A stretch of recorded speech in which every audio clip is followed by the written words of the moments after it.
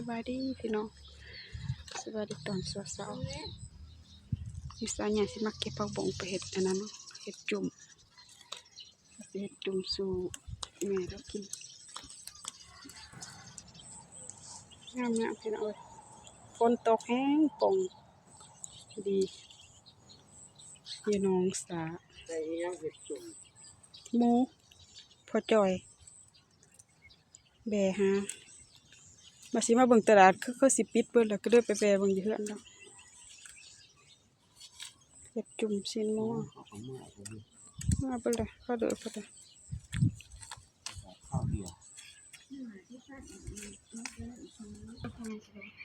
เห็ดจุ่มอยู่อีพ่ออีแม่กินเนาะคิดอยากกินจุ่มเพื่อนกระสิบุมียังได้มีผักโปะแล้วก็กาดข้าวข้าวบัวละผ่ากับบุมีผักหอมเนาะใส่ข้าวน้ำหอมผักโปะเก็บเอาอยู่ในหนองนะพี่น้องอ่อนเนาะหยอดนี่แต่หยอดทั้งนั้นเต็มหัวกาดข้าวว่าใหญ่ช่วยเอาบ่กาดแค่นี้บ่เบิ่งกับเป็นตะงามอันนี้ว่าใหญ่จะซื้ออยู่ตลาดบ่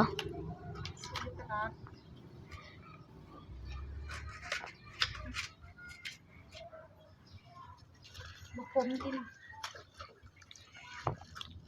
ปึ่งอ่อนๆคือสิบ่คมบ่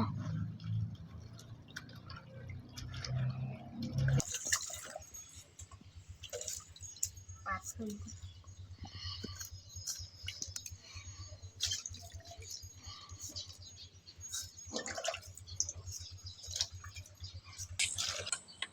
ใส่เห็ดเข็ม4 ถุงมีเห็ดหนังหลวงแนวใดวะใหญ่นี่โอ้เห็ดกะใหญ่ดอกใหญ่ๆฮะกันใหญ่ๆดอกใหญ่ๆคนละว่า3 ถุงเท่ๆ4 ถุงเนาะ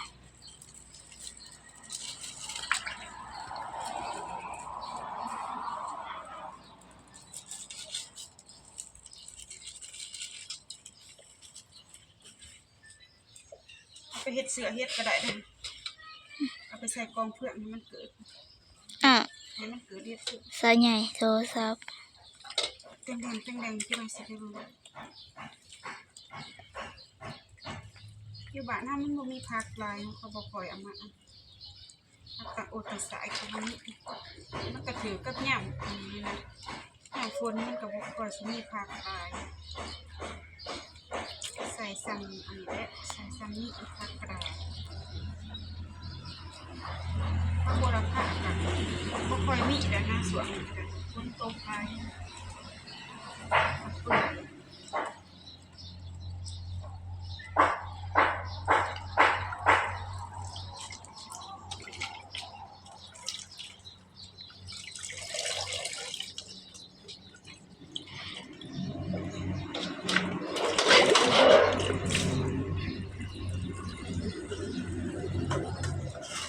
เป็นสุขสันต์เราเห็นกัน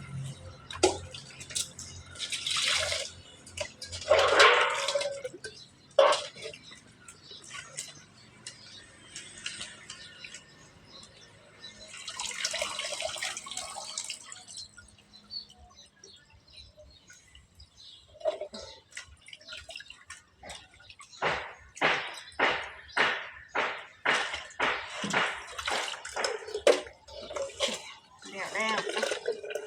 เดี๋ยวสิเอาสีม่วงมาใส่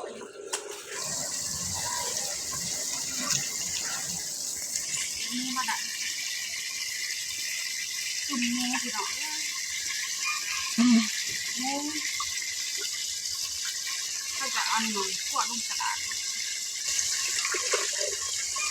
นี่น้ำมันนะนึงไปช่วยได้มีเสาอยู่ ไปช่วยได้มือสาวท่านเจ้าเกือบติดกระดาษ อือฮึ มันเป็นตลาดนัดตลาดหมู่บ้านนะตลาดน้อยแต่ว่ามีเครื่องขายได้เลย คนน้อยเดียว น้อยเดียว20 บาท2 หมู่บ้าน3 หมู่บ้านขัดกันมาอุ้ยเจี๊ยบพอ โมเมนต์ทางนั้นได้สาวทางดุมนะทางนี้ทาง มีดซ่อมเลย พระเปิดจ้านี่สินหมู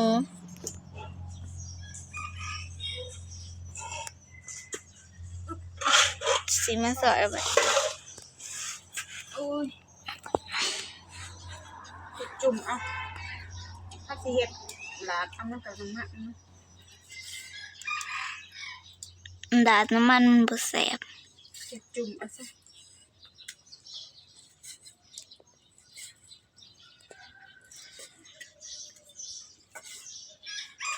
อีกทีใหญ่เพิ่นมากินนะเพื่อนที่เหลืออยู่ดังบ้านมาตะเบียกซะบ่ ยัง ทำงาน บ่คำบูโดมาจักหน่อยผู เฮ็ดกิน2-3 โมง 3-4 คนเนาะมีร้าน2 คนการน่ะเขาจะก็บ่อยู่ ไผทาน2 คน ลำเลย มันเผาหน้าที่ บ่มาเอา จะ บ่มาเอา ทำ เกียมเครื่องใบถาพ่อกับแม่เรายังไปเกลือเป็ดเกลือไก่เราอยู่เนาะหน้าตาก็จิประมาณนี้ได้ซ้ำนี้พักก็ได้อยู่บ้านถ้ามันบ่มีพักหลายมีเห็ดเค็มแล้วก็เส้นลอดผักหอมบัวผักอันนี้หอมลาบเนาะก็สิมีผักกะหล่ำบ่แม่นผักกาดขาวผักบง2 อย่างผักก็ได้เต็มหัวพี่น้องเอ้ยสำสิกินหมูกะโลหนึ่งกิน4 คน5 คนนี่ก็สิบ่เบิดหรอกเพราะว่ามันหลายเติบเด้อพี่น้องเดี๋ยวกำลังกิน4 คนมีร้านผู้หนึ่งยังบ่ทันมาเนาะแซ่บบ่นุช มีน้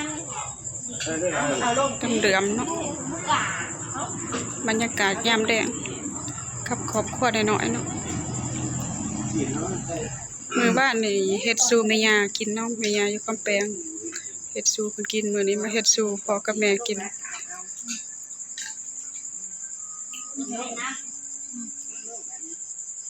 มีเห็ดเค็มมี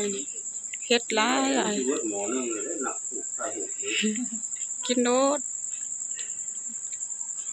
เห็ดกับผักหลายจุ่มอันนี้ธรรมดาเนาะมาเด้อพี่น้องเด้อเดี๋ยวซาใหญ่สิไปซิมก่อนสิเป็นแนวใดพอแล้วมาเด้อเด้อพี่น้องกำลังดงมือชีมืด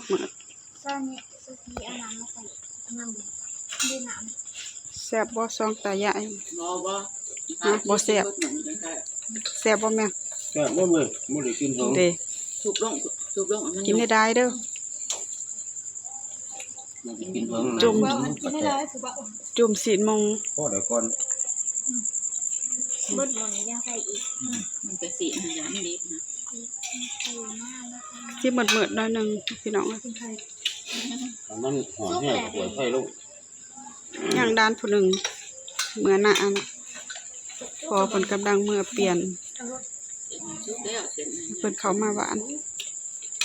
มาเด้อพี่น้องเด้อกินจุ่มหมูนำกันศีลหมู เ